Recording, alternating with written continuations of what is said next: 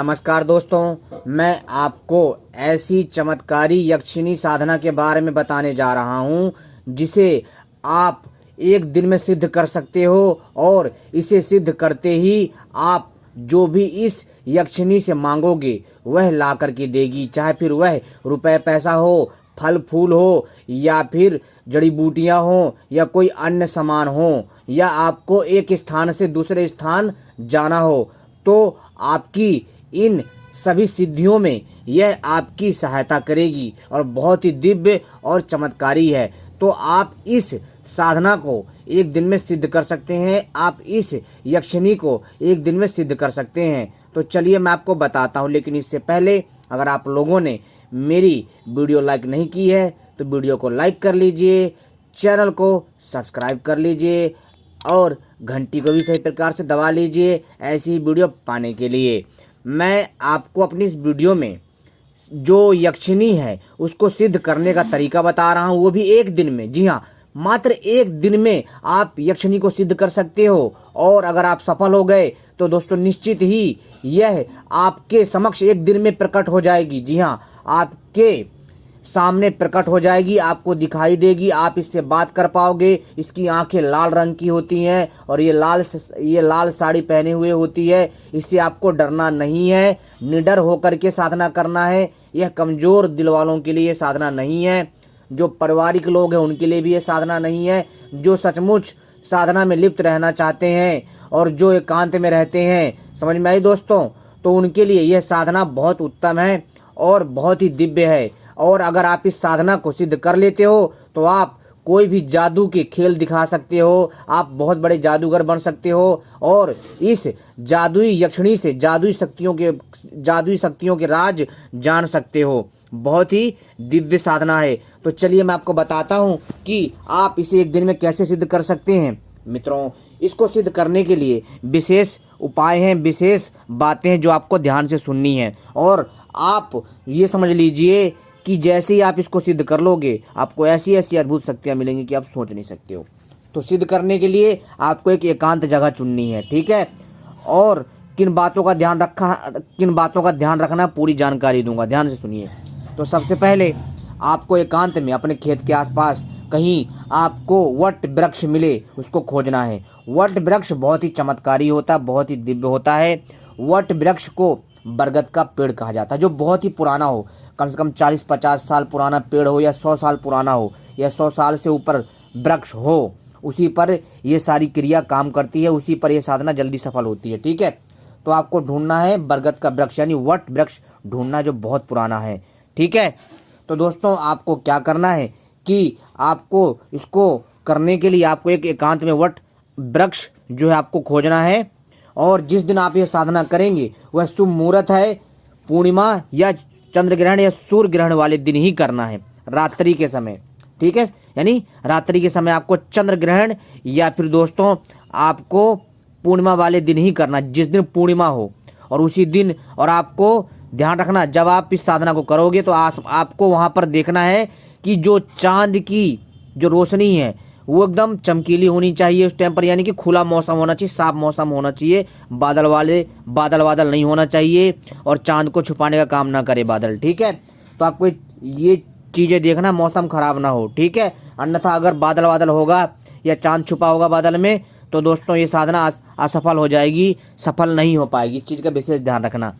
तो दोस्तों आपको करना क्या है कि जैसे ही मौसम साफ हो और चांद की किरणें सीधा जो है पेड़ पर एकदम साफ पड़े पूर्णिमा वाले दिन, तो आपको 10 बजे से ये साधना चालू करनी है। 10 से 12 ये मतलब ना आपको ये साधना कम से कम 3 से 4 घंटे में कंप्लीट करनी है। वैसे तो दोस्तों आपकी ये साधना 1 घंटे में कंप्लीट हो जाएगी, परंतु अगर आपको लगता है कि कोई अभी आभास नहीं हो रहा है तो आपको लगातार कंटिन्यू करना पड़ेगा। और ये साधना सिर्फ एक दिन करनी है, ज़्यादा नहीं करनी है।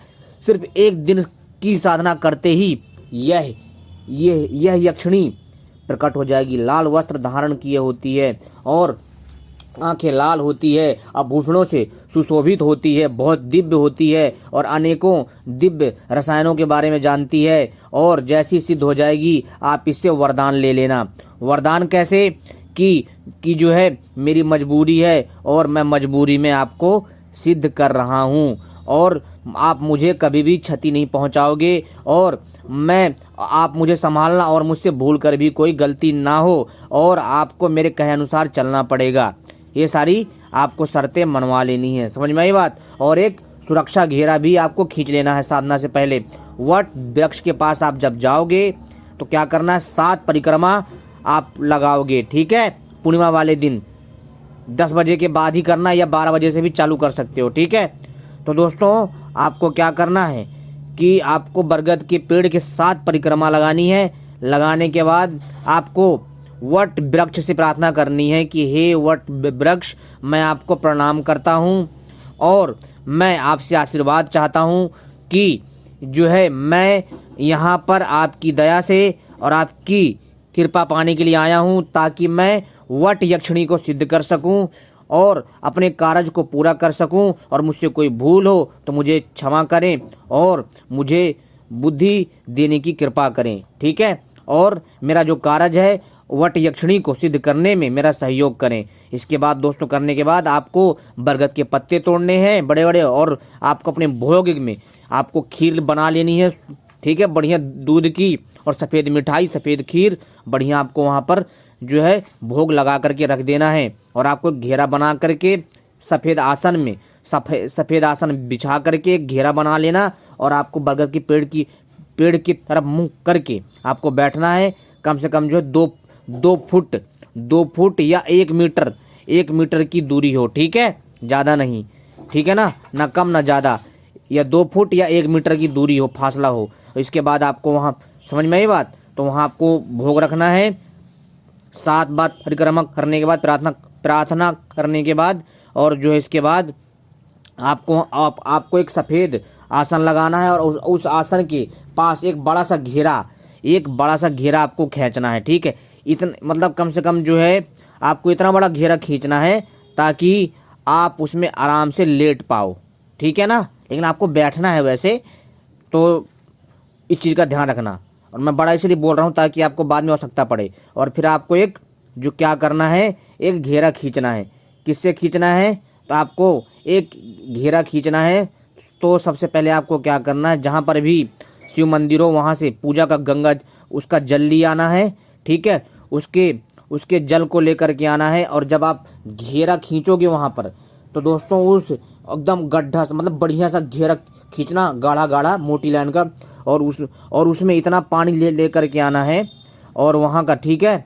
और उसमें जो है आपको उसी घेरे में बहुत सारा मतलब उस जल को आपको गोल गोल ओम नमः शिवाय का जाप करते हुए डाल देना है चारों तरफ, ठीक है। और ये बोलना है कि जो है आपको मतलब उसको पहले खींचना है, फिर उसमें पानी भर देना उसी घेरे में, और उसमें उस घेरे के बीच में आसन लगा करके सफ़ेद आसन लगा उसमें बैठ जाना है। फिर आपको जो है एक विशेष मंत्र का जाप करना है जो आपको अद्भुत शक्तियाँ प्रदान करेगा, जिससे यक्षिणी आपके समक्ष प्रकट हो जाएगी मात्र 1 दिन में, रात में ही। जी बहुत ही चमत्कारी है। और वह मंत्र आपको डिस्क्रिप्शन पर मिल जाएगा, आपको दिख भी रहा होगा वीडियो में वह कौन सा मंत्र है। वो मंत्र आपको जो है प्रयोग में लाना है, समझ में आई बात। इसको जपना है कम से कम 1 माला, ठीक है। जब आप ये चीज़ें कर लोगे और लास्ट में बोलना है, जब आप बैठो घेरे में वो शिवलिंग का पानी डालने के बाद बहुत सारा लिया ना, ठीक है। इसके बाद और या फिर इकट्ठा करते रहना धीरे धीरे, और उसमें थोड़ा गंगा जल मिला लेना, समझ में आई बात। इसके बाद दोस्तों जब आप बैठना और जब आप घेरे में बैठोगे तो बैठते समय आपको ये बोलना है ओम नमः शिवाय, ठीक है। महादेव की रक्षा करो। और ये बोलना है कि पताल बांध और 10 दिशाएं बांध, ऊपर बांध, नीचे बांध, बाएं बांध, दाएं बांध, ठीक है। और हर दिशा बांध, अब पताल मार्ग बांध, ये सारी चीज़ें आपको बोलनी है। और फिर लास्ट में बोलना है कि जो है आपको सीधा बोलना है कि मेरे गुरु जी की दुहाई, बस चुपचाप बैठ जाना। लेकिन इससे और साथ में आपको काला इत्र चाहिए या सुगंधित इत्र यानी सेंट, सुगंधित या काला इत्र चाहिए, और आपको वो भी आपको वहाँ पर छिड़क देना है, ठीक है। और वहाँ पर आपको जो धूप जगा देना, सुगंधित एक देसी घी का दिया जला देना, और वहाँ पर बैठ करके आराम से इस मंत्र का जाप करना है जो आपको मंत्र वीडियो में दिख रहा है। 1 माला जाप करना है किसकी, इस फटिक की माला से, स्फटिक या रुद्राक्ष की माला से। ठीक है, स्फटिक की माला से आपको जाप करना है और एक माला जप करना है। जब आपको धीरे धीरे अनुभव ना हो, जब तक अनुभव ना हो तब तक आपको जपते रहना है। एक माला जपोगे तो नहीं, अगर एक माला में ना प्रकट हो तो आपको कम से कम एक दिन में, मतलब उसी रात, ध्यान रखना उठना नहीं है, 21 माला जाप करना आराम से। 3-2 घंटे में, मतलब आराम से 21 या 11 माला में आपका काम हो जाएगा। समझ में आई बात? आप देखोगे कि 21 माला जाप करते ही, या 21 या 11वीं माला में जो आप जाप करते ही, एक माला में 108 मोती होते, समझ जाओ तो आपका 2 घंटे में, मतलब आराम से जप लोगे आप 2-3 घंटे में। ठीक है भाई, आप देखोगे ना कि लोगों को समय 3-3, 4-4 महीने लगता है मतलब यक्षिणी को सिद्ध करने में, आप एक दिन में सिद्ध कर लोगे। और इसके बाद आप उसको ये, और जैसे ही 11वीं या 21वीं माला जप होगी तो आप देखोगे कि वह यक्षिणी प्रकट हो जाएगी और आपसे बात करेगी। आपको डरना नहीं है, आपको उसका भोग जो वहाँ रखा है वो आपको दे देना है और घेरे से बाहर नहीं निकलना है। ठीक है, और इसके बाद आपको उससे जो है, उससे आपको वचन लेने हैं। जब वो, ठीक है, जब वो कहे कि तुम मुझे नुकसान नहीं पहुंचाओगी और जो मैं कहूँगा वो कहना पड़ेगा, और मैं मजबूरी में मैंने आपकी सिद्धि करी है ताकि आप मेरा मार्गदर्शन करें और मेरा काम बनाएं, और मैं कभी भी भूल कर भी कोई ऐसी गलती ना करूं जिससे कि मुझे मतलब नुकसान हो, या फिर आप मुझे नुकसान पहुंचाओ, या फिर आपको कोई नुकसान हो, ऐसी किसी प्रकार की कोई भी समस्या ना हो। इसके बाद आप अपने हिसाब से भी बोल देना और अपने हिसाब से वचन मांग लेना। इसके बाद आप देखोगे, फिर आप जो भी आप उससे बोलोगे, आपकी जो भी मनोरथ है, जब भी बोलोगे वो प्रकट होगी। कहीं छुपा खजाना होगा वो बताएगी। आप उससे जो भी मंगाओगे, कहीं जादू दिखाओगे तो आपके हाथों में फल आएगा, अचानक से फल आ जाएगा, माचिस की डिब्बी आ जाएगी, कुछ मतलब पैसे रुपए आ जाएंगे। आप गड्डी से गड्डी पैसे भी मंगा सकते हो, परंतु ध्यान रखना आप जो उससे गलत काम नहीं करवा सकते। ठीक है, तो आप कोशिश करना कि आप खुद से मेहनत करके पैसे कमाना, किसी से पैसे मंगवाना गलत बात है। ठीक है, तो इस चीज़ का ध्यान रखना।